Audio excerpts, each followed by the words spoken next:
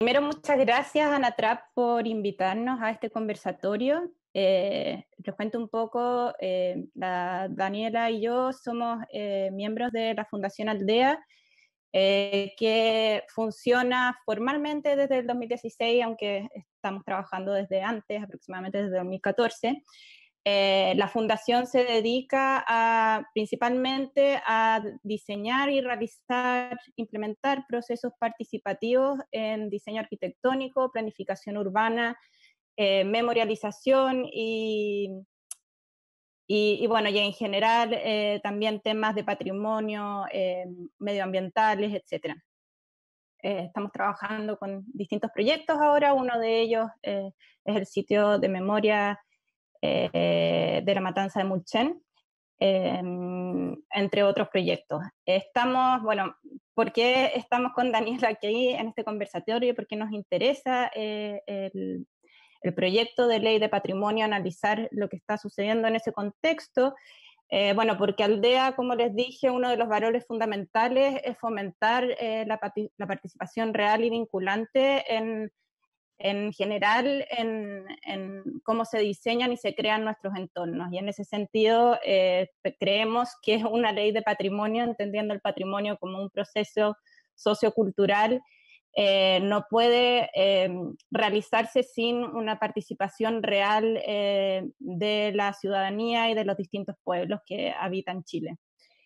Y esa es la razón por la cual Aldea está involucrada en el frente y por lo cual nosotros hemos estado trabajando, bueno, yo un poco a través de la Daniela, la Ivette y la Sole, ya que estoy en Estados Unidos, como mencionaron antes, pero de todas maneras hemos estado muy involucrados en intentar generar un espacio más democrático en torno a este proyecto. Les cuento cómo vamos a estructurar esta presentación. Primero vamos a explicar a qué nos referimos con una indicación sustitutiva, porque no todos lo tenemos claro, yo al menos no lo tenía, tuvimos que preguntarle a la Dani. Después vamos a explicar, analizar el borrador de proyecto de ley de patrimonio en relación a la toma de decisiones. Me acabo de dar cuenta que hay una falta de ortografía ahí.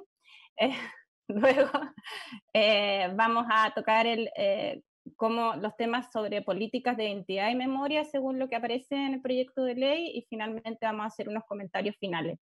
Obviamente hay muchas cosas de las que conversar, así que nos vamos a enfocar en esos temas y por último después si es que hay tiempo podemos ahondar en otros aspectos que les interese a quienes están aquí escuchando.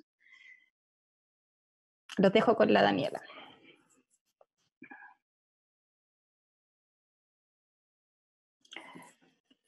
No se te escucha, Dani.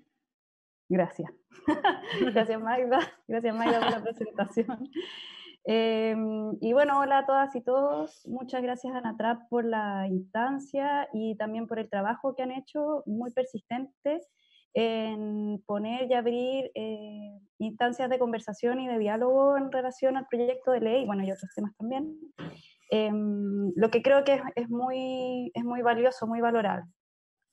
En ese sentido también, bueno, decir que como decía la Magda, nosotros actualmente no somos funcionarias ni del servicio ni de la subsecretaría, entonces, por lo tanto, hemos estado trabajando con uno de los borradores de la indicación sustitutiva. No sé si será el definitivo o la última versión que hay, espero que sí. Así que también vamos a hablar en términos generales. Yo creo que entrar como en el detalle del articulado puede ser un poco tedioso. Pero vamos a analizar algunos nudos críticos que nosotros hemos podido identificar del proyecto de ley. Y en ese sentido, como una reflexión previa, yo creo que hay algunos elementos de forma y de fondo que uno podría identificar como problemáticos respecto al proyecto. En relación, yo creo que al tema de fondo, y que quizás tiene que ver con esto de qué es una indicación sustitutiva, a mí me parece que hay un primer elemento que creo que es relevante identificar, conversar y problematizar, que es que no estamos hablando de un proyecto de ley de patrimonio cultural original desde cero. Estamos hablando de una modificación al proyecto de ley de monumentos. Yo creo que también lo habíamos conversado el otro día en otro espacio que se dio. Yo creo que las leyes tienen su espíritu, tienen su contexto, tienen su desarrollo, y en ese sentido, implementar una reforma a la ley de monumentos, por mucho que se le modifique, que se le pongan parches, que se adecue, sigue manteniendo un espíritu, el espíritu original del proyecto de la ley de monumentos nacionales. Y yo creo que ese espíritu original de la ley de monumentos nacionales es un espíritu colonial. Es un podríamos decir que esta indicación sustitutiva, esta ley de patrimonio cultural, mantiene una trayectoria, una misma trayectoria ideológica, una misma trayectoria conceptual de el proyecto de la ley de monumentos, incluso del proyecto anterior, que es ya de principios del siglo XX, ¿no? Entonces, realmente es una estructura legal que responde a este proyecto colonial del Estado-Nación, eh, y que no se renueva, creo, en este proyecto de ley. O sea, hay una estructura similar, hay una vocación, podríamos decir, del proyecto de ley similar a esa ley de monumentos nacionales. Por mucho que ahora le pongamos de patrimonio, creo que mantiene su espíritu original. Y por otra parte, creo que es importante señalar, como decía la Magda, que es una indicación sustitutiva, que más allá de explicar qué es una indicación sustitutiva, a mí lo que me interesa relevar es un poco el tratamiento errático que le ha dado el gobierno a su propio proyecto de ley.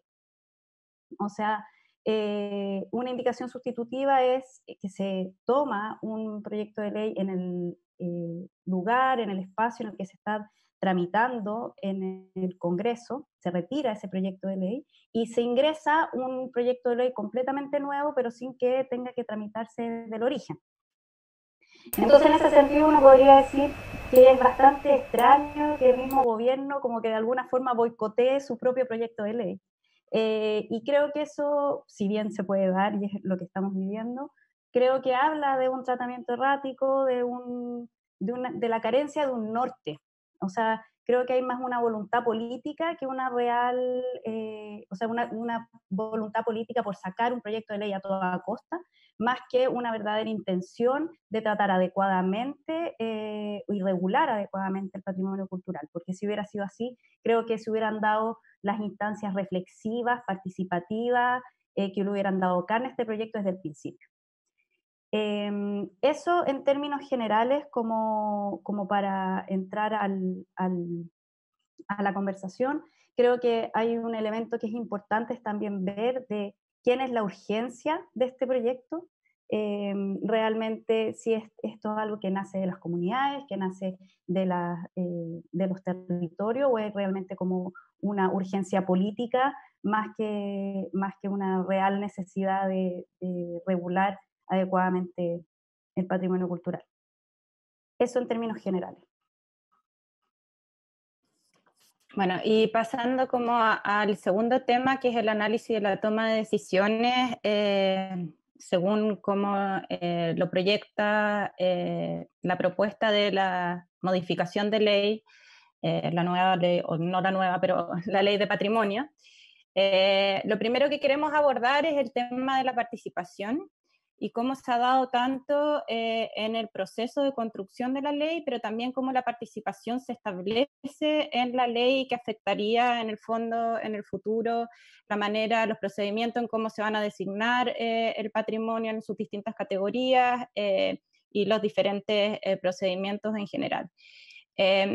Bueno, primero decir que en cuanto como a modo general, un poco como un paraguas, la toma de decisiones, como que hay un discurso que aparece en varias partes de la ley que habla de la participación y las consultas ciudadanas, pero que, tal como le dije anteriormente, se queda finalmente en un discurso, y también lo hemos visto como sucede en el proceso de la construcción de la ley, pero en ningún momento se establece ni se estableció en el proceso como espacios de participación real para la construcción de la ley y luego para la designación de patrimonio. yo creo que eso es una falencia súper importante, sobre todo cuando estamos hablando de patrimonio, como dije anteriormente, el patrimonio entendido como un proceso sociocultural que nos afecta a todos. Entonces, en ese sentido, desde nuestra visión no podemos, no es aceptable que un proyecto de ley como esta no haya tenido ningún tipo de participación ciudadana real, metodologías establecidas de antemano antes de pensar la ley, y no como para ir parchando en el fondo solicitudes que se hicieron en el camino. Y bueno, con respecto al punto 1, que es la participación en el proceso de construcción de la ley, yo creo que todos sabemos más o menos las falencias que ha tenido, pero le quiero pedir a la Dani que ella explique por qué estuvo involucrada desde un principio en solicitar esa participación de la que tanto habló el gobierno, y que no la hemos visto demasiado. Ahí como casi a nivel de anécdota, pero que encuentro que es muy elocuente el gesto.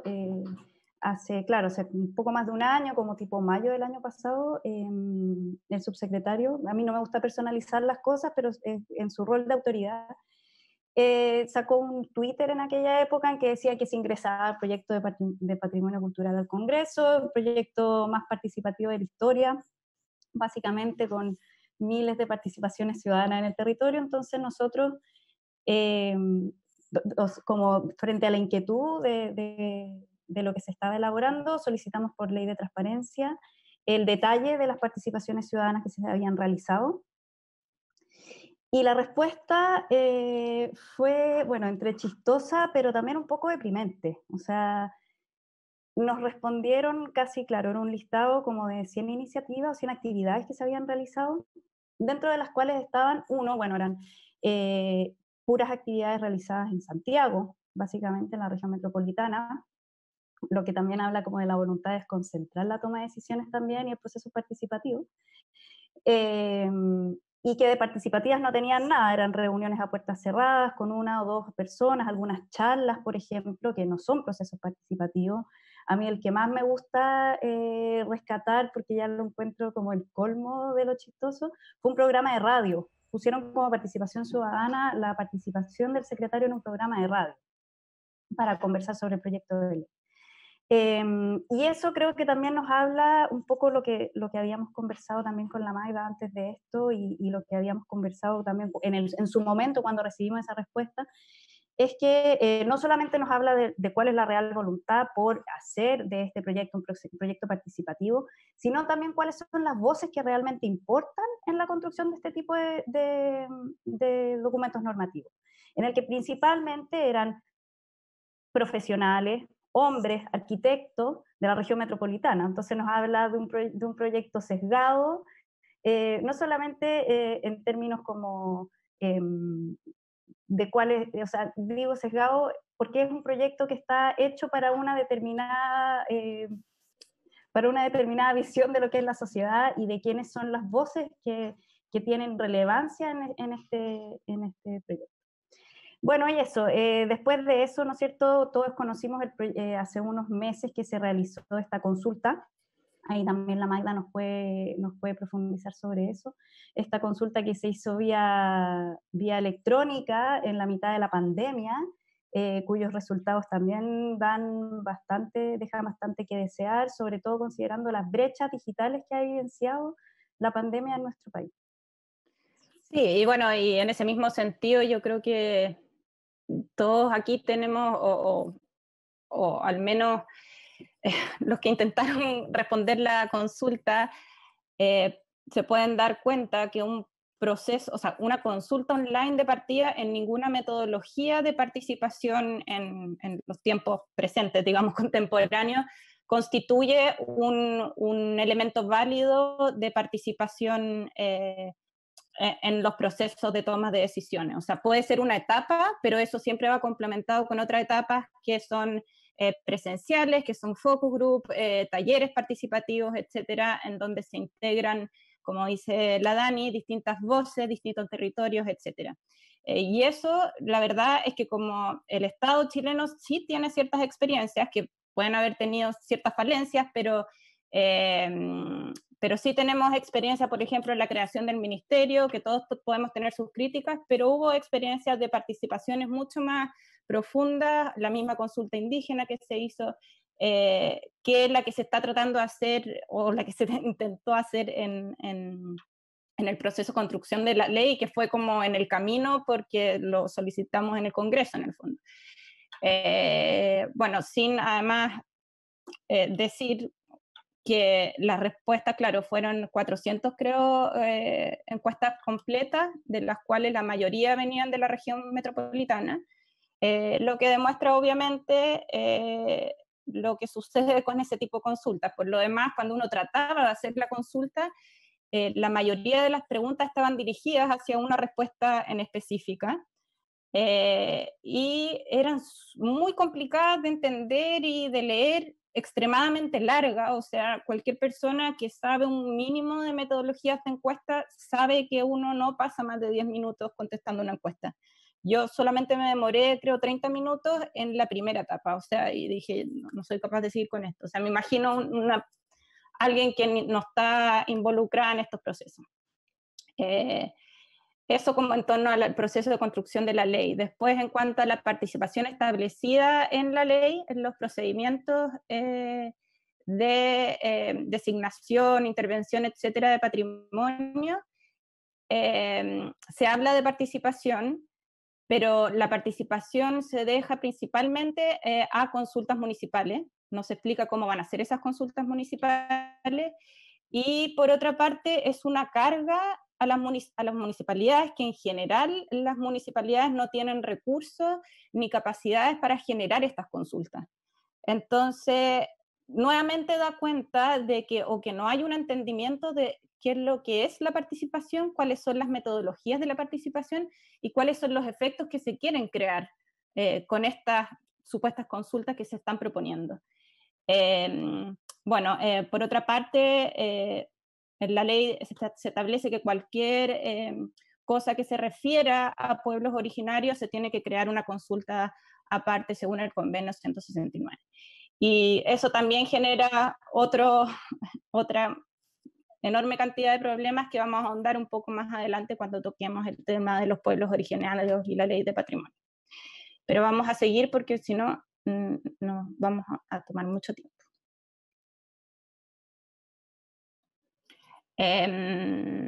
Bueno, con respecto a la organización de los consejos, Dani, si quieres tú. Sí. Bueno, ahí sobre, ¿no es cierto?, la ley incorpora o reconoce lo que es este Consejo Nacional de Patrimonio y los consejos regionales de patrimonio, ¿ya?, como una especie de reemplazo del Consejo de Monumentos Nacionales. Como decía originalmente también, o sea, al principio de la presentación, la estructura básica del Consejo de Monumentos Nacionales se mantiene. En esta indicación sustitutiva podríamos decir que se mejora, creo, en algunos aspectos el primer proyecto de ley que se presentó, que ya era, pero en extremo representativo del Ejecutivo. Creo que ese carácter de alguna forma todavía se mantiene, en el sentido de que sí hay muchos representantes de ministerio, pero se cambia medianamente o se incorporan algunos como representantes, más que un representante del ministro, representante de determinados, por ejemplo, de la DDU, del MIMBU, o sea, ya un carácter un poco más técnico, pero de todas maneras el Ejecutivo tiene una alta representación en el Consejo. También se mantiene esto de los representantes de los gremios, y ahí hay un acento que a mí me gustaría hacer, porque en general se habla como de los representantes de los gremios como los representantes de la sociedad civil, y creo que eso no es totalmente correcto, porque no es lo mismo ser parte de un colegio profesional que ser parte de una agrupación de la sociedad civil organizada. Y en ese sentido, el único representante de la sociedad civil que está es un representante de las asociaciones de barrio. Y hay un punto que hay que destacar, que estaba por lo menos en alguno de los proyectos que yo revisé, pero que ahora en la última versión que vi no está, que es un cultor o una cultora, de patrimonio cultural inmaterial. Eso se elimina. Entonces, realmente la participación de la sociedad civil y de los mismos cultores realmente se ve muy reducida en este proyecto de ley. En ese sentido, claro, como hay una sobrerepresentación del Ejecutivo, no es un consejo ciudadano, es un consejo presidencialista, podríamos decirlo de alguna forma. Y claro, que no sé qué tan distinto sea lo que tenemos ahora, pero sí es un consejo que claramente puede estar muy dispuesto, muy vulnerable a recibir presiones de los gobiernos de turno y por ese lado también quizá presiones de grupos económicos, por supuesto. Sí, y solamente para agregar que hay un tema que a mí me llamó mucho la atención, que tampoco lo había visto antes, que menciona la paridad de género, pero solo para los 8 representantes de la sociedad civil. Eh, o sea, no afecta la paridad de género, no se requiere la paridad de género para aquellos representantes que son de los ministerios o de los servicios. Y bueno, a mí eso me parece sumamente problemático por diversas razones, pero una de ellas que también, desde mi perspectiva, deja entrever el carácter un poco como, o la tendencia o la intención de que sea una entidad representante del gobierno de turno más que una entidad técnica en patrimonio. Sí.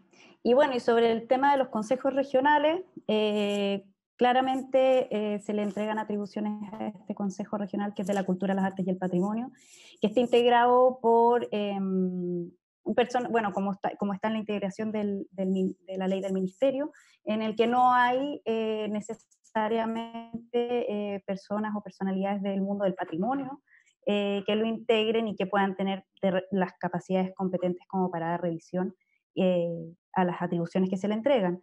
Y en ese sentido es importante también la creación de estas secretarías técnicas, que ahí, bueno, los compañeros de ANATRAP tendrán también su opinión al respecto, pero nosotros creemos que efectivamente se le entregan, esta ley no va asociada a recursos suficientes como para robustecer la estructura orgánica de estas secretarías técnicas, y a las que se les entrega una carga bastante grande en términos de atribuciones y facultades. O sea, tienen que revisar todas las intervenciones que se hagan en patrimonio inmueble, por ejemplo, incorporar, mantener y administrar los registros y los inventarios, ya hablaremos de eso, pero en ese sentido vemos como una alerta de que si bien pareciera ser una buena idea descentralizar en ese sentido, realmente hay una sobrecarga, puede haber una sobrecarga y una precariedad laboral. Sí. Y solamente como enfatizar nuevamente que el problema con los consejos regionales de las culturas, las artes y el patrimonio, como no son específicos de patrimonio, o sea, imaginémonos, por ejemplo, un ejemplo, que se tiene que hacer una intervención en un puente. ¿Quién, o sea, cómo, no sé, un consejo que no tiene como especificidad técnica o competencias en temas que son específicos de patrimonio va a poder decidir en eso? No, o sea, yo creo que ni siquiera yo quizás podría sentirme completamente competente para saber si una intervención puede o no hacerse en un inmueble o en una infraestructura como un puente, por ejemplo, por poner solamente un ejemplo. Y entonces sí es importante y también va a significar probablemente una sobrecarga para las regiones que está más allá de las capacidades que tienen y que van a tener, porque como dice la Dani, tampoco se les está asignando mayores recursos como para generar una orgánica robusta. Bueno, con respecto, creo que en los discursos sobre la importancia de este proyecto desde el gobierno se ha hablado mucho de la importancia de este proyecto de ley para generar mayor eficiencia en la gestión del patrimonio.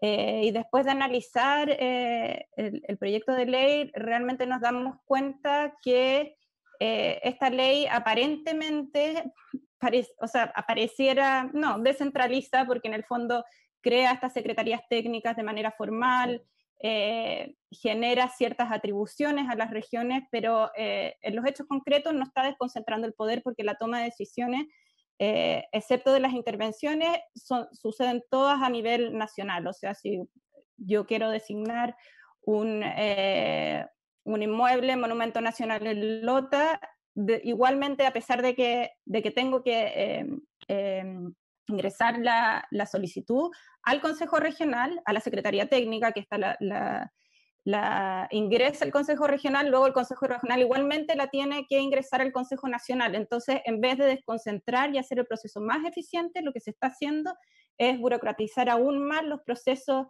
de las tomas de decisiones. Y en ese sentido, volviendo al tema de la participación, porque yo creo que la participación es transversal a toda la ley, cuando se crean más procesos burocráticos, se entorpece cada vez más la posibilidad de que la ciudadanía pueda intervenir en la toma de decisiones o generar procesos colaborativos para esa toma de decisiones. Entonces, por eso no solamente afecta la protección del patrimonio, sino que también afecta la intencionalidad de los pueblos y de las comunidades. También algo que nos llamó la atención es que ahora en este proyecto de ley se establece la posibilidad de oposición a las declaratorias.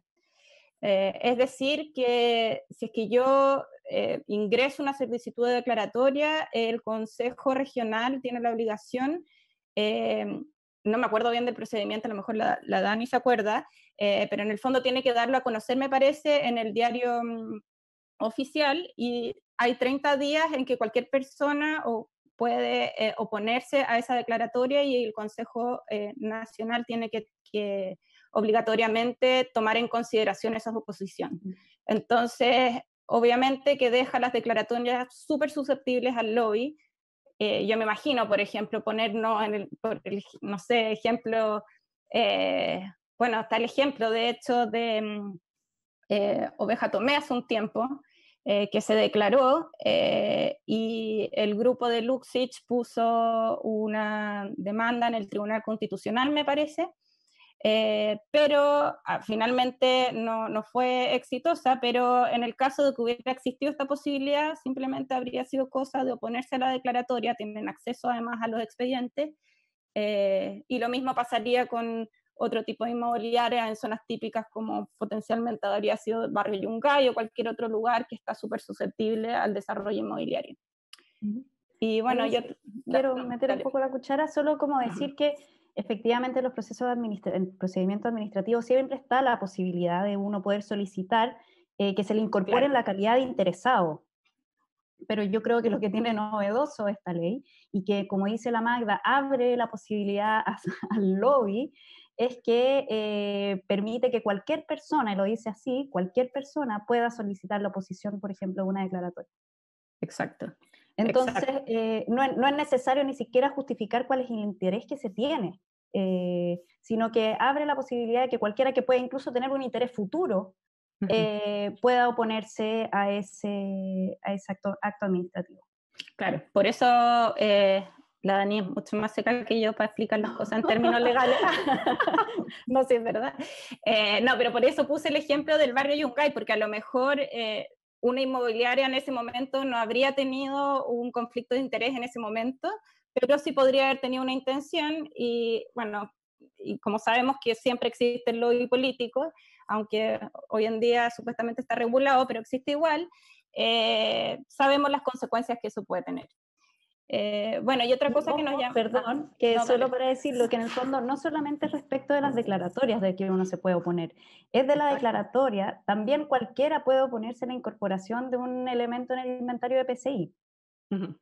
Eso también hay que tenerlo en cuenta y en caso, porque también se abre esta posibilidad de solicitar la revisión o la supresión de un elemento, la revisión de una declaratoria o la supresión de un elemento de PCI, y ahí también se abre la posibilidad que cualquier persona pueda solicitar oponerse a ese procedimiento. Y otra cosa que nos llamó la atención es que también dentro de los discursos para ingresar este proyecto de ley de parte del gobierno se ha hablado mucho de que en el fondo se le quita la responsabilidad al propietario en la conservación y el mantenimiento del patrimonio, pero sin embargo hay un artículo que específicamente dice que la conservación y el mantenimiento del patrimonio en el fondo sigue recayendo en el propietario. Y eso me pareció al menos interesante y podemos discutirlo después. Sí. Sobre todo como en relación, por ejemplo, bueno, que también lo vamos a hablar más adelante, a como la especie de objetualización del PCI, del Patrimonio Sí. Cultural Inmaterial, y que también obligan al propietario de un objeto relacionado a un elemento del patrimonio cultural inmaterial que esté en el registro o en el inventario a mantenerlo adecuadamente, lo que de alguna forma también puede ser problemático considerando que son elementos que están en uso cotidiano y que pueden también tener un desgaste por su Exacto. uso normal. Entonces, la verdad es que también ahí yo creo que manifiesta mucho un desconocimiento en algunos puntos de la regulación del patrimonio cultural inmaterial y de su naturaleza. Absolutamente. Y ese mismo tema, bueno, tiene que ver con las definiciones y el lenguaje que se usa en la ley, que lo vamos a hablar un poquito más adelante. Siguiendo con el tema de la eficiencia en la gestión, se me repitió lo que dije anteriormente en esta diapositiva, pero otra cosa que nos llama la atención y que la Daniela lo mencionó anteriormente es que no se aumentan los recursos, por lo tanto, con el proyecto de Hacienda sigue siendo el mismo del proyecto anterior, por lo tanto, no garantiza mejor calidad para los trabajadores. Y todos sabemos, bueno, yo y la Daniela también trabajamos en el Consejo de Monumentos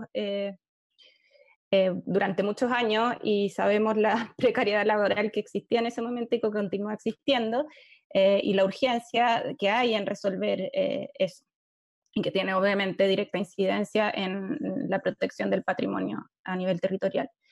Después el tema de la fiscalización, se habló, al menos en mis conversaciones con las comunidades en el contexto de mi propio trabajo y mi investigación, la fiscalización siempre ha sido un tema súper importante.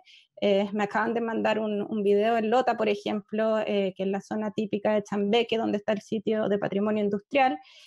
Acaban unas personas de ahí, sacando a buscar el fierro, acaban de demoler un muro, pero no hay nada quien fiscalice porque en la práctica el sistema de fiscalización no funciona.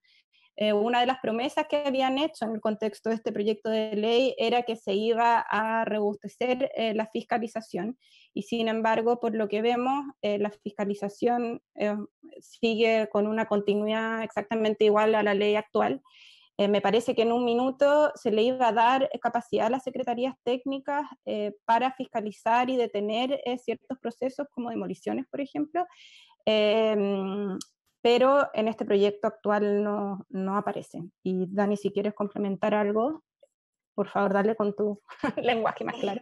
O sea, yo creo que una de las principales, por lo menos en mi experiencia, una de las principales demandas también como trabajadores del Consejo de Monumentos Nacionales, y no solo el Consejo de Monumentos Nacionales, sino también los trabajadores relacionados con patrimonio cultural inmaterial, por ejemplo, es poder tener atribuciones directas para poder incidir en materias que vulneren patrimonio o en actividades, en acciones que vulneren patrimonio. Claro. Y no necesitar de esperar, por ejemplo, o sea, de necesitar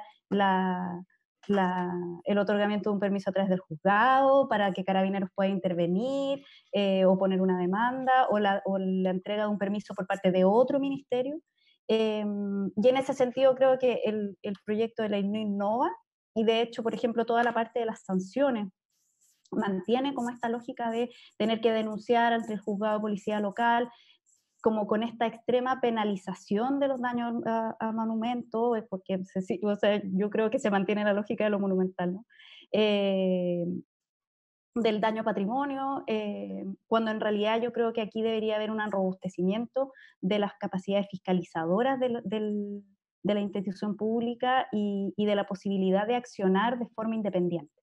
Creo que para eso están los trabajadores, que son los que tienen las competencias técnicas y que también están en los territorios y que pueden acceder de forma mucho más rápida y directa y poder detener obras o algún tipo de actividad vulneratoria. Eso, y como decía la Magda, yo en algún proyecto, en alguna de estas versiones del proyecto, vi que, por ejemplo, se les entregaba a las secretarías técnicas regionales la posibilidad de parar obras o de intervenir, y ya en el último borrador veo que no está. Bueno, el siguiente tema que queríamos abordar es sobre las políticas de identidad y memoria.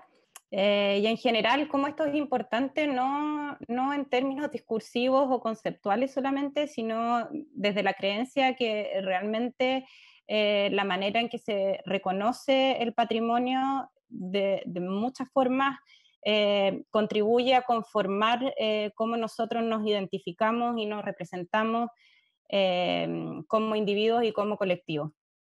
Y lo mismo con los procesos de memoria.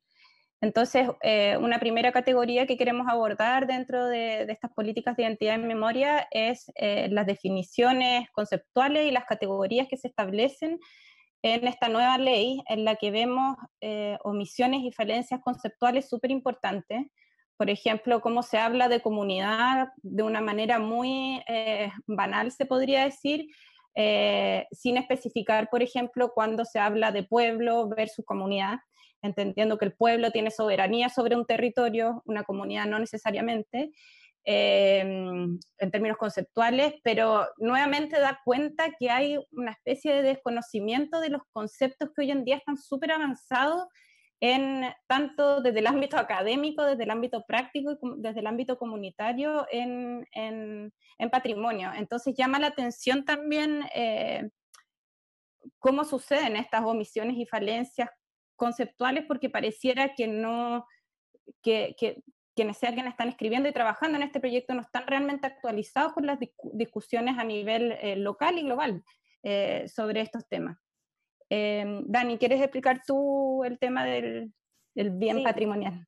sí, y bueno, sobre el tema, lo mismo que estáis diciendo, sobre el tema de las categorías de protección, o sea, yo no tengo la respuesta, pero al menos creo que vale la pena como dar la discusión y poner el punto de como la excesiva categorización Absolutamente. de los elementos que se protegen, o sea, tenemos como 10 o 11 categorías de protección. No sé si es suficiente, quizás tienen que ser más, como en realidad poder ver que, como dice la Magda, estamos en un contexto de cambio de paradigmas en muchos aspectos, incluso lo que hablábamos también de, estamos transitando hacia conceptos como por ejemplo los derechos de la naturaleza, y vemos que acá hay permanentemente como el binario naturaleza-cultura. De hecho, bueno, temas de patrimonio natural no hay absolutamente nada en el proyecto de ley, todo desapareció. Y creo que esas interrelaciones, esos conceptos más complejos no están incorporados, y no sé si vale la pena decirlo aquí, pero creo que también lo habíamos conversado. Tenemos prontamente la posibilidad de hacer un cambio constitucional que también puede cambiar significativamente nuestras relaciones y nuestras formas de comprender nuestro habitar y nuestras formas de relacionarnos. ¿Cómo dialoga este proyecto de ley que, como decíamos anteriormente, viene de una trayectoria de la construcción del Estado-Nación unitario, con la posibilidad de un cambio constitucional que pueda hablarnos de plurinacionalidad o de soberanía territorial de los pueblos, etcétera? Eso creo que es importante poner el punto, sí. ¿Puedo complementar algo en relación a eso? Que muchas veces he recibido en los debates sobre este proyecto de ley, he recibido el comentario de que, ay, ¿por qué hay que meter la constitución en todos lados? ¿Y qué tiene que ver la ley de patrimonio con la constitución? O sea, yo creo que tiene absolutamente todo que ver por lo mismo que estás diciendo tú, porque hay concepciones de cómo nos entendemos como sociedad que se van a discutir en esta nueva constitución y que en este contexto no se han discutido. Y nuevamente no quiero ser majadera, pero por eso es importante la participación, no porque está de moda, no porque legitimizan los procesos de toma de decisiones tirando una consulta cualquiera, sino porque realmente abre la puerta para poder generar procesos más democráticos y con que todos seamos capaces de identificarnos. El problema de las definiciones y categorías, como decía la Dani, o sea, hay categorías que yo he escuchado que son súper importantes, de nuevo menciona Lota, pero para las personas el Lota es súper importante, por ejemplo, el patrimonio geológico, y acá no está mencionado.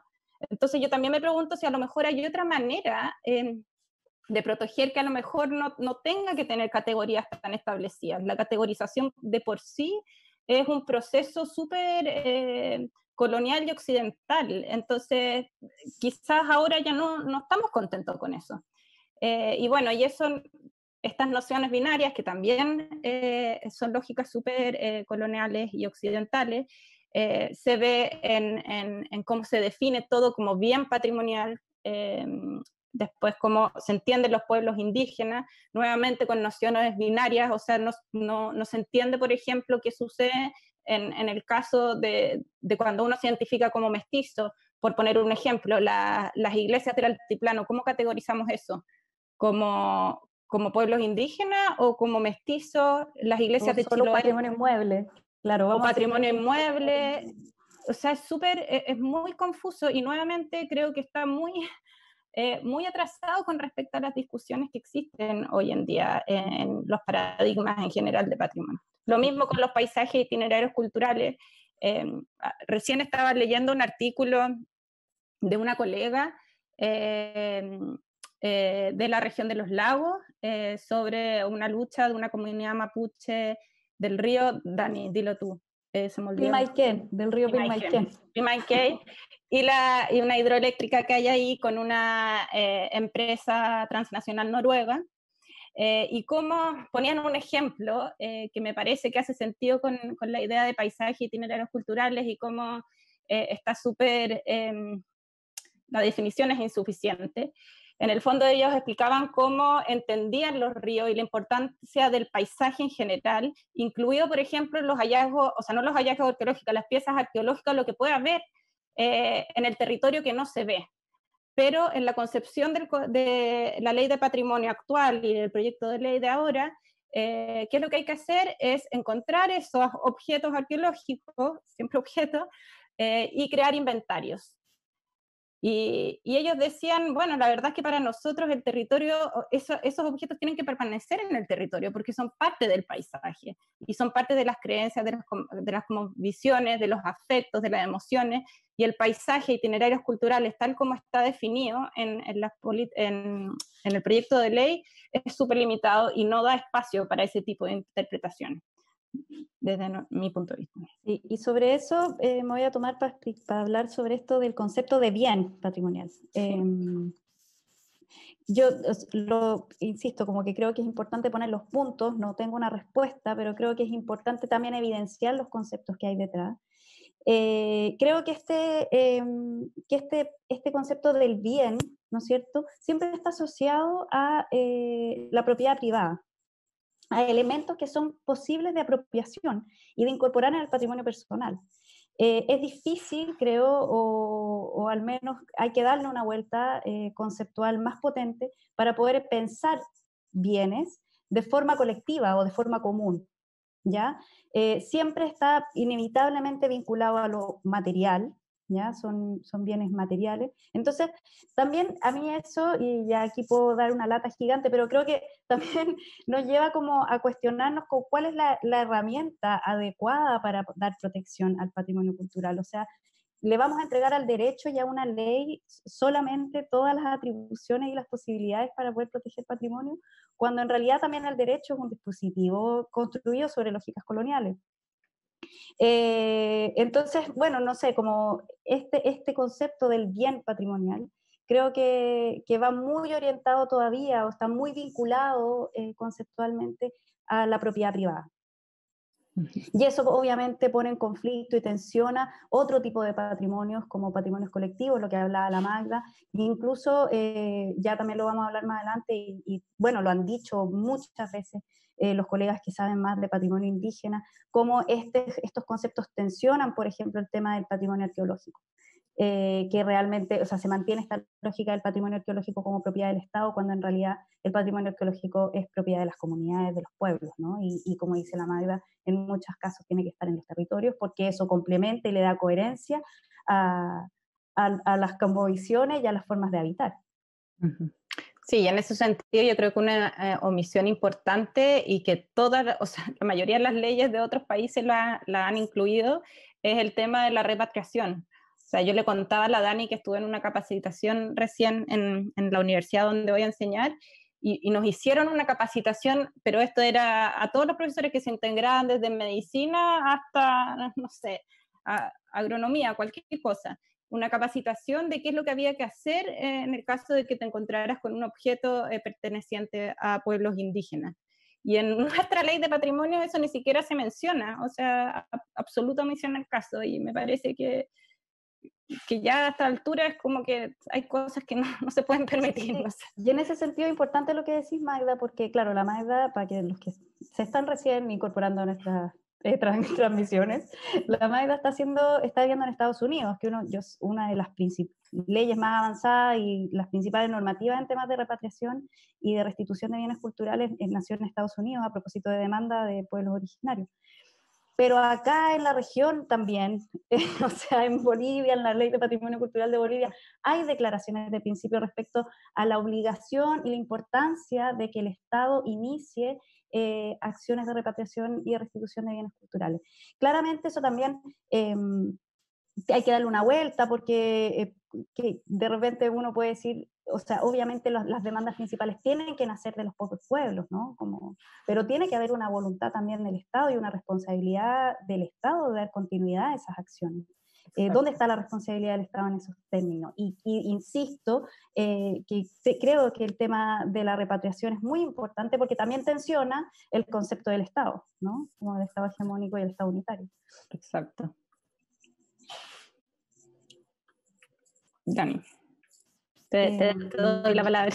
Ya, bueno, obviamente sin ser en realidad una conocedora del tema, sino que solamente como pudiendo analizar algunos nuevos críticos que tiene la ley en relación al tema de patrimonio cultural inmaterial, hay varios aspectos que creo que o sea, la regulación del patrimonio cultural inmaterial creo que está muy en desventaja en esta ley, lo que es lamentable porque creo que era la gran expectativa de hace muchos años de qué iba a pasar en el momento en que el patrimonio cultural realmente se incorporara a las políticas públicas en temas de patrimonio cultural material. O sea, cómo se iba a hacer esa articulación, cómo se iba a hacer esa conversación entre estos dos ámbitos que absurdamente estaban desligados.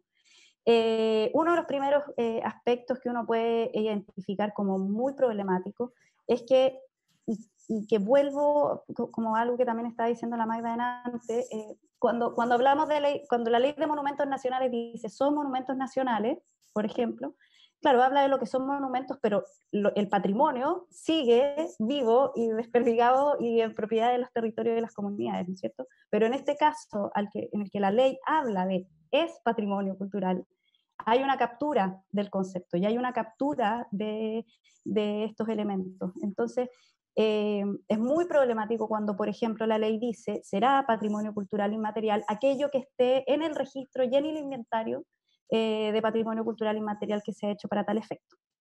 Porque en el fondo captura todo lo que es patrimonio cultural inmaterial y imposibilita conceptualmente la posibilidad de que existan otros patrimonios que se mantengan y que convivan de forma independiente a las políticas públicas y a la acción del Estado. Y eso va en total contravención, no es la panacea, pero obviamente la Convención de Patrimonio Cultural Inmaterial es uno de los pies forzados con los que se trabaja en términos de regulación de patrimonio cultural inmaterial, y obviamente también con la idea de que el patrimonio es de las comunidades y de los pueblos, que son quienes los crean y lo recrean cotidianamente, ¿no? Y que lo portan de forma independiente de la acción del Estado. Entonces, ese aspecto, la excesiva estatización y inventarización del patrimonio cultural inmaterial, creo que es un aspecto muy problemático y creo que es criticable.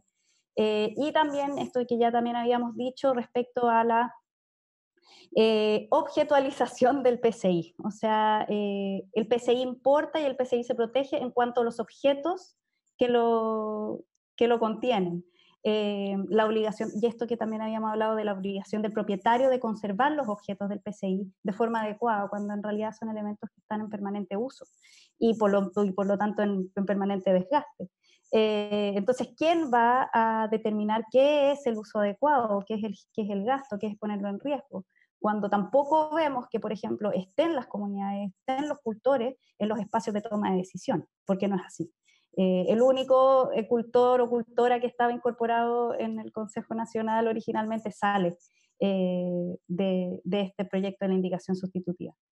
Y otro elemento que a mí también me parece muy importante, también lo mencionaba el otro día y quizás tendría que darle una vuelta porque quizás puede parecer asistencialista, pero creo que uno de los grandes como aspectos que se destacan de este proyecto de ley, ¿no es cierto?, son los beneficios tributarios para dueños de inmuebles.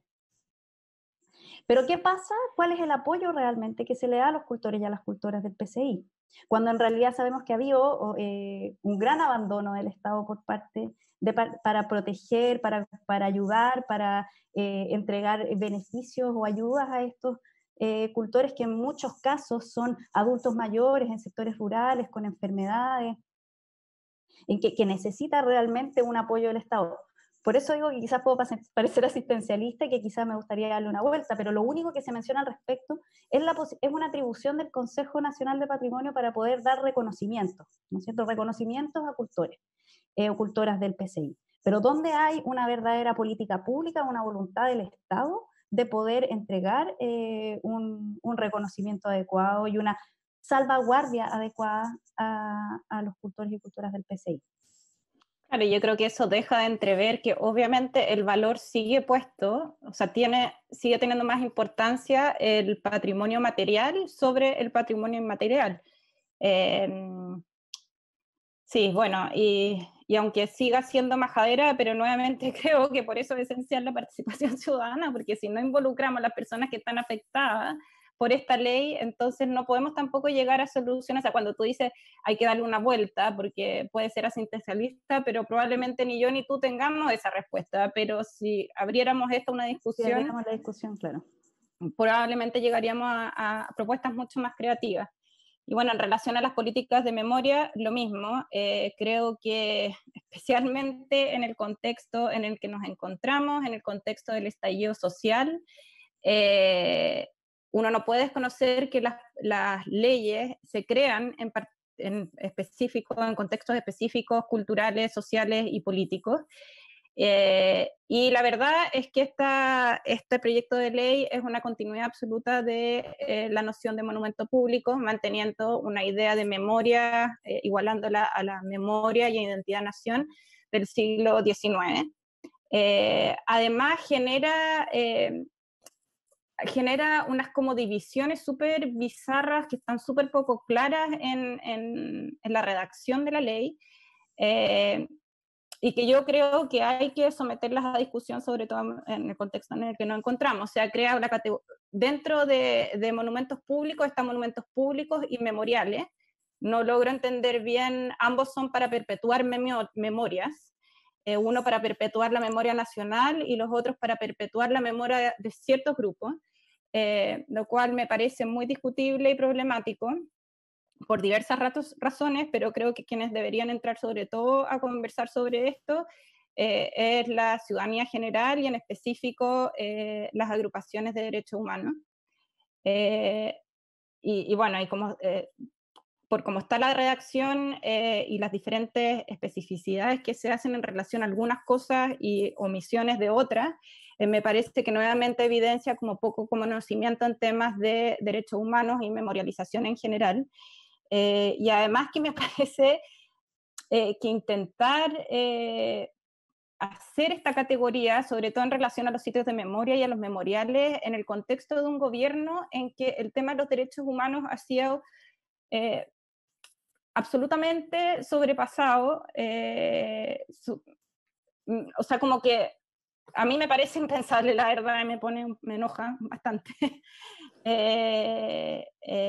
Y creo que, o sea, teniendo ministros que están identificados, que han participado en violaciones o por lo menos apoyos a personas que violaron los derechos humanos, me parece que este tipo de temas eh, no pueden ser puestos así tan banalmente en una ley, sin ser discutidos y profundizados con las agrupaciones de derechos humanos, que son quienes son los únicos que realmente han logrado preservar la memoria en relación a las violaciones de derechos humanos de la dictadura militar, pero también muchas agrupaciones y comunidades que han trabajado en relación a otros eventos históricos, digamos, porque la violación de los derechos humanos en Chile no se remite solamente a los 70 y los 80, sino que es una línea histórica o una base histórica de nuestro país.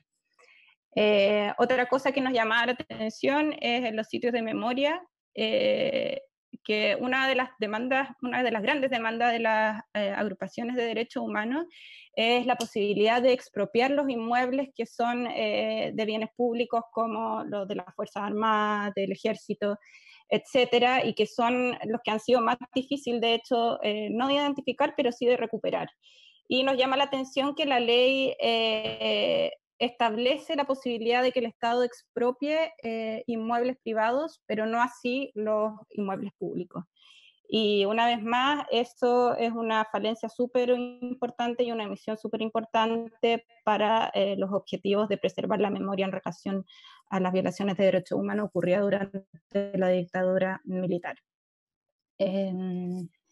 Dani, ¿quieres Sí, agregar algo? solo quisiera, o sea, dos cosas, como, perdón por lo majadero, pero encuentro que se mantenga el nombre, la categoría de monumento público, o sea, creo, vuelvo a lo que estaba hablando delante de esta como trayectoria, de la misma trayectoria de la ley de monumentos, incluso de lo que estaba antes, ¿no? Como se mantiene esta idea del monumento público, cuando lo que más se ha tensionado, lo que más se ha puesto en duda en el último tiempo, no solo en Chile, la Magda también lo dijo, lo que pasa en Estados Unidos y en fin, en muchas partes en México con movimientos feministas, es la identificación, la conceptualización de estos elementos que son colocados en los espacios públicos en términos como de esto, además de perpetuar memoria. ¿Qué memoria es la que estamos perpetuando? ¿Qué memoria es la que estamos disputando?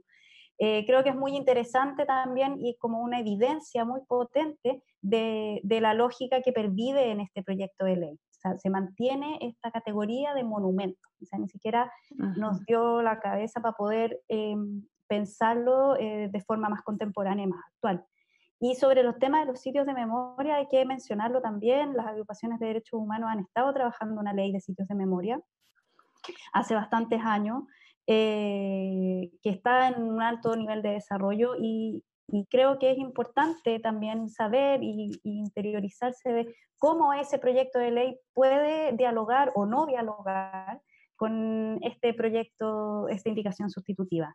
Es muy importante lo que decía la Magda y solamente quiero recalcarlo como para que estemos ahí bien alineadas y que todo quede claro, que en realidad es un gobierno que ha tenido muchos problemas con los derechos humanos desde el principio. Entonces realmente no solo es simbólico, sino que ya realmente como violento en algún punto el tratamiento que se le da al tema de los sitios de memoria en esta ley y la captura que eso puede tener en términos conceptuales y en términos orgánicos y en términos de cómo se conceptualiza y cómo se operativiza esta categoría de protección.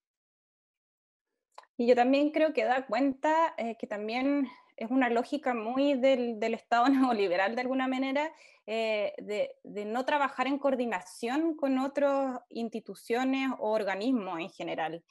Eh, y a mí lo que me asusta, y que ya lo vimos como pasó, por ejemplo, con la ley de monumentos nacionales y la ley del MIMBU de...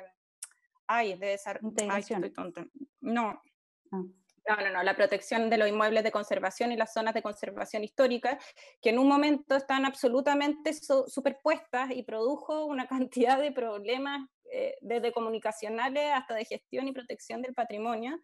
Es súper importante que ahora, ya después de no sé cuántos años, se está tratando de subsanar con nuevas normas, etc. Entonces, se me olvidó, de hecho, mencionar el tema que tú mencionaste, Dani, de la ley que lleva años trabajando la red de sitios de memoria y que probablemente, si todas estas leyes pasan, va a producir ese problema, pues, de replicar funciones, después bueno, replicar recursos, etc. Bueno, como comentarios finales, queríamos poner la pregunta, ¿necesitamos una nueva ley de patrimonio? Yo creo que desde Aldea al menos todos pensamos que sí, absolutamente necesitamos una nueva ley, porque queramos o no, el patrimonio de alguna manera se va a regular eh, con este tipo de ley o idealmente con otro tipo de leyes, pero queremos una ley que realmente se ajuste a los tiempos y a las demandas sociales actuales. No podemos desconocer, como decía antes, que estamos en un proceso constituyente, que estamos en cambios de paradigmas sociales, políticos y culturales y económicos muy grandes, y que intentar seguir con esta ley parece ser solamente como una cosa medio antojadiza de un gobierno de turno, en vez de realmente pensar en las necesidades y en las posibilidades que una ley de patrimonio podría dar en los diferentes territorios. Bueno, una vez más, el patrimonio como un proceso sociocultural, por definición, no puede ser definida sin la participación social. Dejar súper en claro cuando he tenido algunos debates que me dicen, cuando yo digo que no se ha hecho consulta indígena para este proyecto de ley, y me dicen, pero es que esta ley no afecta a los pueblos originarios. Eso no puede ser, o sea, todo patrimonio cultural afecta, así como afecta a toda la ciudadanía, también afecta a los pueblos originarios. Por lo tanto, no podemos estar de acuerdo con un proyecto de ley que se hace sin la consulta de esos pueblos. Y por último, desde mi parte al menos, la propuesta de ley no se puede leer como un hecho aislado, sino que es parte de un conjunto de leyes y proyectos que están siendo aprobados, como por ejemplo la Ley de Integración y Social Urbana, que afecta el patrimonio urbano, las modificaciones que se están haciendo a la Ley de Impacto Ambiental, los intentos de modificación de la ley indígena, la Mesa Nacional de Agua del Gobierno, las políticas de desarrollo rural, etc.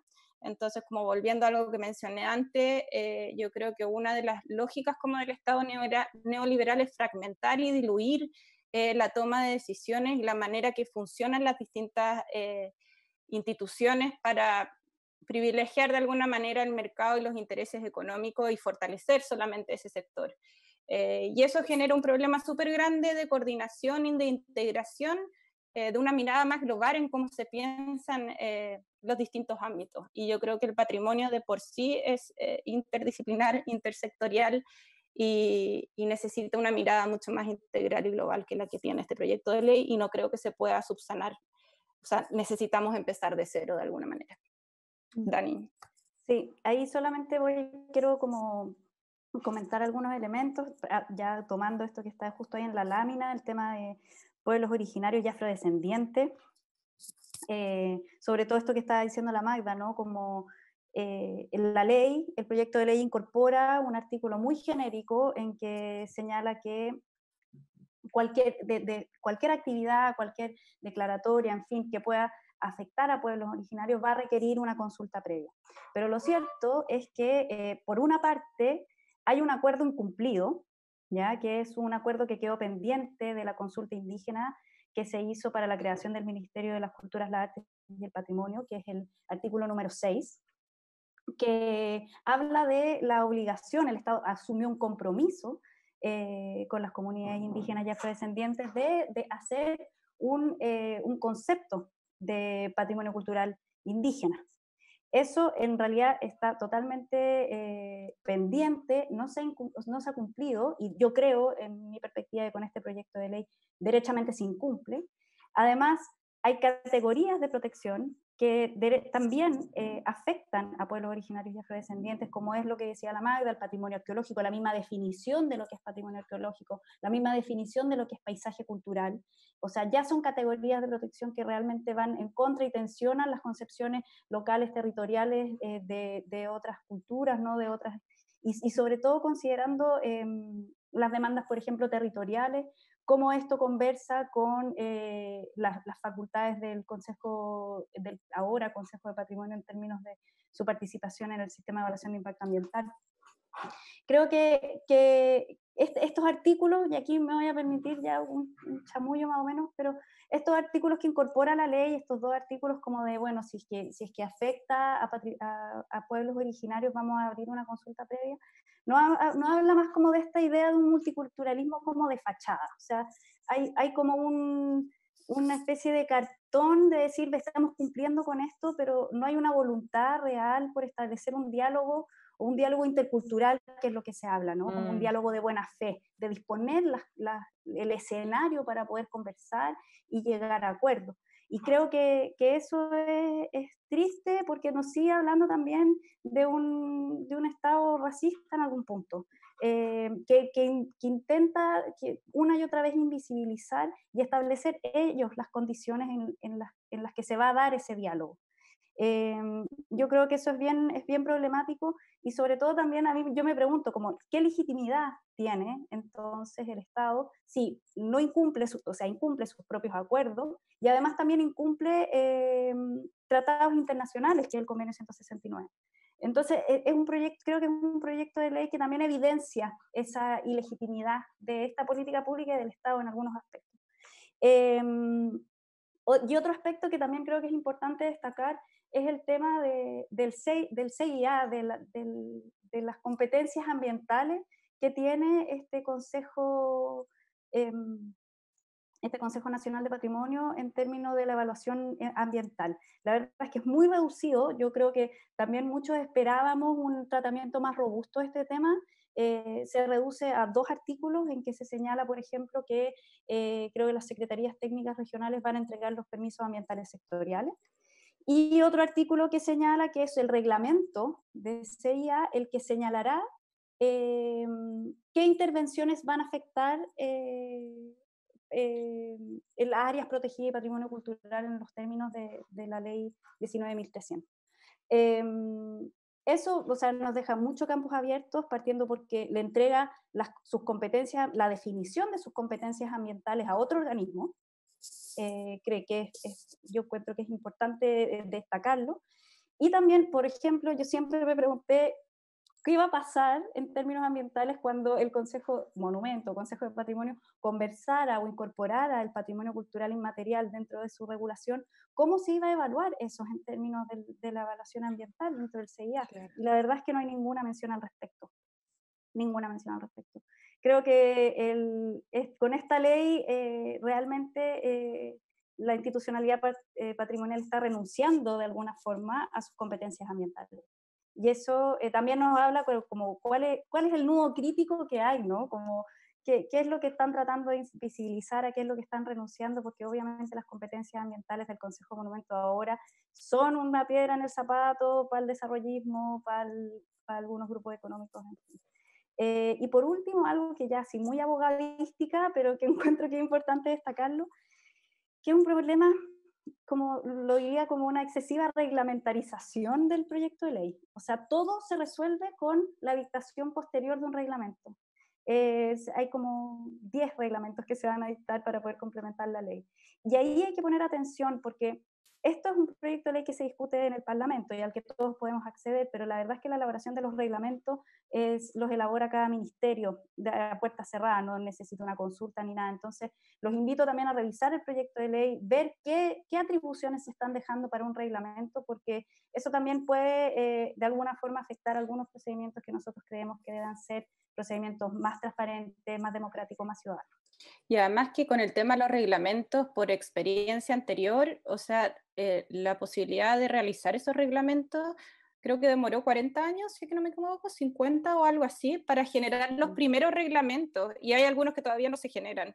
O sea, y eso a su vez crea un gran problema para la protección y preservación del patrimonio en general. Entonces, también creo que este discurso de la eficiencia, de que como que siento que se está pensando muy en términos generales, pero no en términos específicos de qué significa todas las cosas que se están poniendo en el papel, en la práctica, para también la generación de recursos.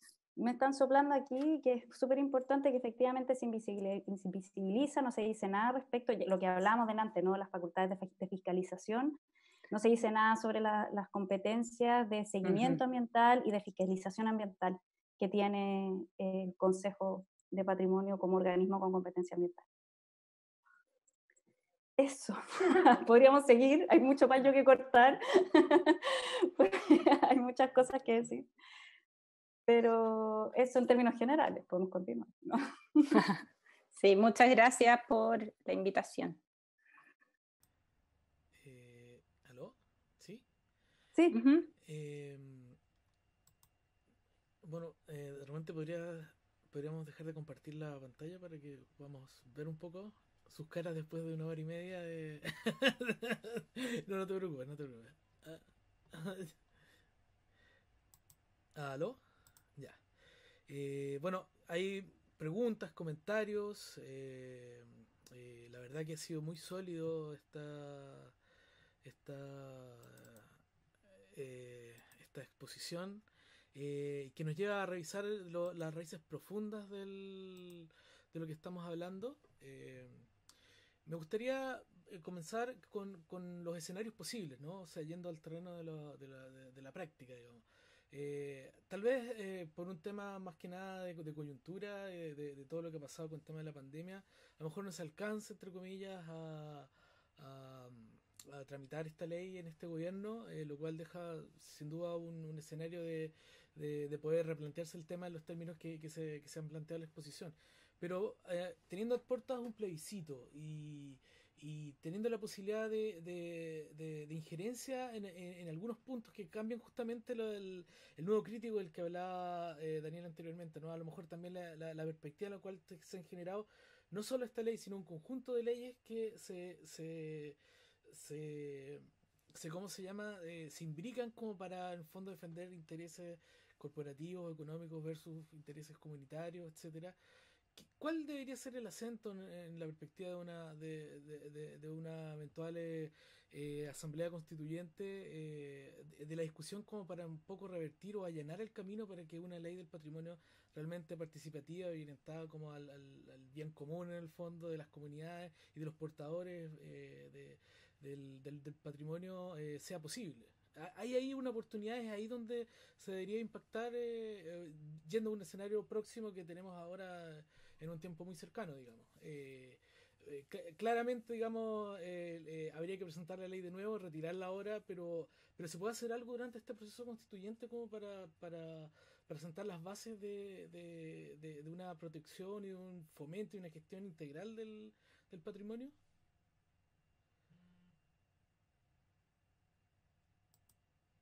Eso. Dejo a la Dani primero, que conoce los procesos. Pregunta igual. Sí. Sí. Por eso te dejo. Uy, espérate, perdón, no es que quiera chamullar, pero es que se me está descargando el computador. Un segundo, perdón. Bueno, yo puedo meter mi cuchara, pero sin conocer específicamente como los aspectos más legales. Yo creo que, o sea, yo creo que en la Constitución, en el proceso constituyente, de todas maneras, el tema del patrimonio se tiene que abordar y se tiene que, o sea, se va a abordar, y hay otras constituciones que sí reconocen el patrimonio como un derecho, como en la ley, por ejemplo, de Colombia, lo mismo con los derechos de la naturaleza, por ejemplo, y se crean concepciones desde el entendimiento de el pueblo de una manera mucho más inclusiva, creo yo, que obviamente que lo que está en nuestra constitución ahora. Pero la verdad yo no sé cuál es la relación o si se podría subsanar el proyecto si fuera aprobado, entiendo que esa fue la pregunta, a través del proceso constituyente. Según yo, creo que no, pero yo no soy experta en eso, entonces la Dani puede tener una mejor idea sobre ese tema. No, yo creo, o sea, es difícil la pregunta, la verdad, porque es como muy proyectual. Y me cuesta también poder saber o poder como casarme con qué es lo que hay que hacer. Creo que hay una discusión importante respecto a cómo vamos a pensar, cómo vamos a conceptualizar los derechos colectivos, ¿ya? Creo que hay, en general, nos hemos acostumbrado como un poco a lo individual, y creo que aquí hay una discusión importante. El patrimonio creo que nos interpela en términos de comunidad. Y creo que es importante que podamos visualizar esa discusión, la discusión de los derechos colectivos, cómo los vamos a resguardar, cómo se operativiza esa salvaguarda, ¿no? Sobre todo, bueno, es que creo que los pueblos originarios ahí y afrodescendientes en términos comunitarios nos han enseñado mucho, pero también hay otras comunidades en las que todos participamos, que también tensionamos los conceptos de patrimonio. y cómo todos nosotros también podemos hacernos parte de esa discusión. O sea, ir identificando esos elementos antidemocráticos, esos elementos que no nos logran como hacer justicia en términos de derechos colectivos. Por ejemplo, también, no sé, pensaba el otro día, hace poco se promulgó la Declaración Internacional como de los Derechos de los Campesinos, por ejemplo, las comunidades rurales. Cómo eso también conversa con una eventual modificación, un cambio constitucional, una nueva constitución, y cómo también eso conversa con las nociones de patrimonio que tenemos, que muchas veces son urbanos, que también son contemporáneos, que están relacionados a lo material.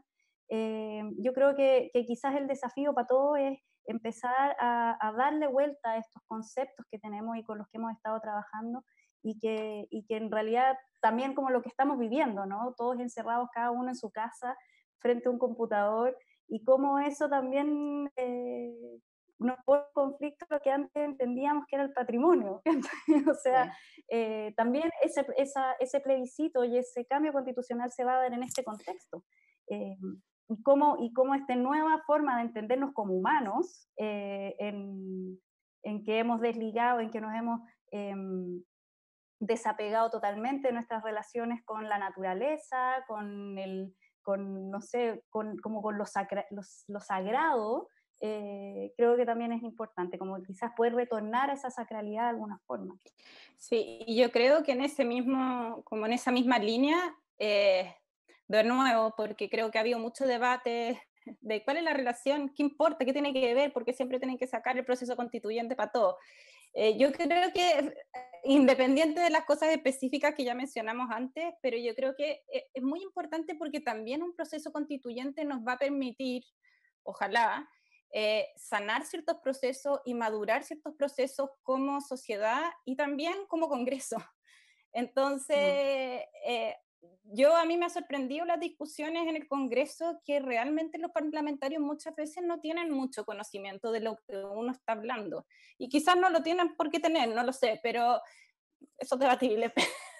Pero yo creo que el proceso constituyente sí nos va a hacer madurar como sociedad, como sociedad política. Y en ese sentido, para esta o para cualquier otra ley, tiene mucha importancia y tiene mucha vinculación, además de los aspectos específicos, eh, poder esperar a ese proceso antes de tirar una ley que está súper incompleta y súper poco específica a las necesidades de los distintos territorios, pueblos y comunidades. O sea, cómo eso también puede eventualmente, si estamos hablando, no sé, de plurinacionalidad, de reconocimiento de soberanías territoriales, cómo eso también nos pone en jaque la noción que tenemos de patrimonio y las categorías asociado a la construcción de nación y las mismas categorías.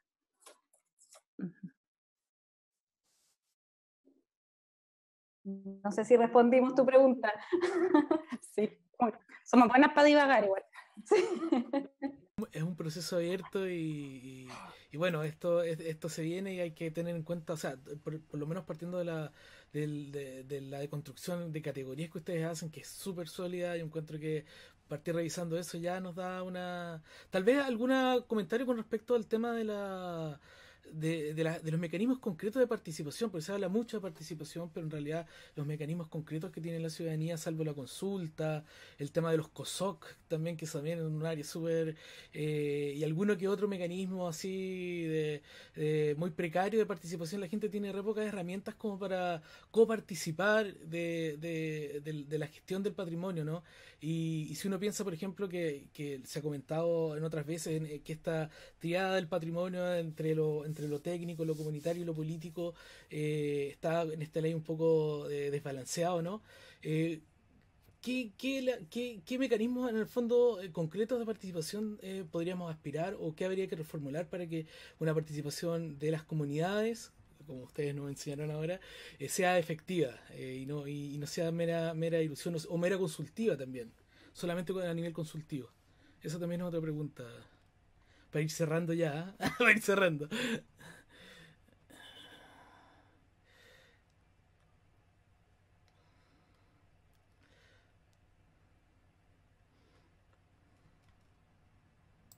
general para problemas particulares, primero que nada. Pero sí creo que en la construcción de la ley se debería haber creado una metodología participativa real, digamos, con etapas que van desde la información hasta la toma de decisiones sobre ciertos aspectos. Probablemente no se puede tomar decisiones sobre todos los aspectos, pero sí se deberían crear metodologías participativas para poder recolectar las opiniones, las intenciones, etcétera, de las distintas comunidades que ya están involucradas. Y que a mí eso es lo que me llama más la atención, que sobre todo en patrimonio, quizás mucho más que en otros ámbitos, son las comunidades y los pueblos los que históricamente se han organizado para tratar de incidir en la toma de decisiones y han utilizado el patrimonio como una herramienta política para la preservación de sus memorias, identidades, entornos, etcétera. Entonces, basta mirar, no sé, organizaciones de la sociedad civil, no sé, como donde yo trabajo, en Lota, por ejemplo, cómo ellos han sido capaces de avanzar para influir en las tomas de decisiones locales y nacionales. Es lo mismo que la Asociación Chilena de Barrios y Zonas Patrimoniales, organizaciones de pueblos indígenas, etc. Hay obviamente diferentes mecanismos, desde talleres participativos que se pueden hacer específicos para cada territorio, para cada región.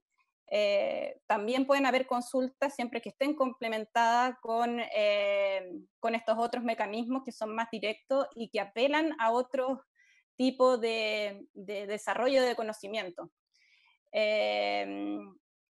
Y en la misma ley, yo creo que eso es complicado para mí conceptualizarlo en esta etapa, porque siento que la ley estructuralmente no es suficiente, desde mi perspectiva, no está correctamente elaborada. Entonces, así como está, yo hasta me cuestiono si debiera haber o no un consejo como existe hoy en día. A lo mejor es otro el mecanismo. Entonces me cuesta mucho dar una respuesta como creo que debería ser el mecanismo, porque creo que eso también debería pensarse en un contexto de proceso participativo de la construcción de la ley.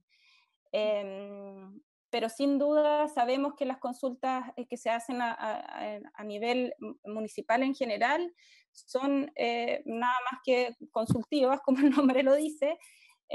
No son profundas, muchas veces no son vinculantes, bueno, la mayoría de las veces tampoco nuestra constitución considera la participación vinculante, y tampoco existen las capacidades a nivel municipal. Entonces creo que debería pensarse otra fórmula, y para eso la diversidad es lo más creativo y lo que puede contribuir más a pensar estas soluciones que dos mentes o cinco mentes, desde mi punto de vista.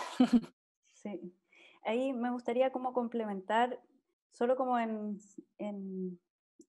también como lo que decía, y como lo proyectual. Yo creo que una de las cosas más importantes a las que se debiésemos avanzar en esta ley o en la que sea, es que los mismos territorios puedan definir qué es lo que consideran patrimonio cultural y lo que no. Incidir directamente en esa toma de decisiones y no tener que pasar por unos procesos excesivamente burocráticos. Yo creo que eso es uno de los principales aspectos que nos pueden llevar como a una ley o a una estructura de resguardo del patrimonio cultural más participativa. Y en ese sentido también avanzar hacia, si es que sea un consejo, si es que mantenemos esta idea de consejo mucho más representativo de la sociedad civil, en donde realmente las distintas comunidades, pueblos puedan participar y tener un rol activo. Es igual, solamente como para decir una cosita, que igual también hay que tener cuidado cómo se usa el término sociedad civil, porque muchas veces la sociedad civil es solamente las comunidades o las personas organizadas en relación a lo que establece el Estado. Y a mí eso igual me parece problemático, porque hay mucha gente que se organiza sin tener por qué hacer un proceso administrativo, y eso también es importante considerar. Personalidad jurídica. Exacto, Sí. la sociedad civil solamente se refiere a eso, y ese es el problema, Claro, desde mi punto de vista, con los COSOC, no solamente porque no son incidentes, pero también porque solamente pueden participar gente que tengan asociaciones o agrupaciones conformadas ante la ley. Y eso genera problemas a muchas personas que no necesariamente tienen el acceso a generarse o a conformarse como una asociación formal. Disculpa, Dani. Sí. No, perfecto. Y también ahí, o sea, como que me gustaría rescatar algo, pero ya es muy antiguo, que fue del proceso anterior constituyente del gobierno de la Bachelet. Podemos criticar ampliamente ese proceso, ¿no? Pero uno de los principales resultados es de lo que la gente quería para una futura constitución. Uno de los principales aspectos que se identificaron era la protección del patrimonio cultural. La gente, sí. O sea, queremos eso. No solamente queremos eso, sino que vemos que es lo que está más en riesgo, una de las cosas que está más en riesgo, ¿no? Y tomando eso también, como este proyecto de ley tiene estas consultas, estas participaciones ciudadanas que se les entregan a las municipalidades también, si bien son uno de los organismos del Estado que quizás podría estar como más cerca de los territorios. Alguien comentaba la otra vez, y que creo que está también en este conversatorio, muchas veces el encargado de turismo es el que implementa las políticas de patrimonio. Entonces, perdón, que justo me estaban llamando y me quedo sin internet. Entonces, como ver adecuadamente, nosotros también poder imaginar distintas formas de participar que no solamente sean a través de estos canales tan formales que muchas veces no están hechos para eso, ni son los adecuados.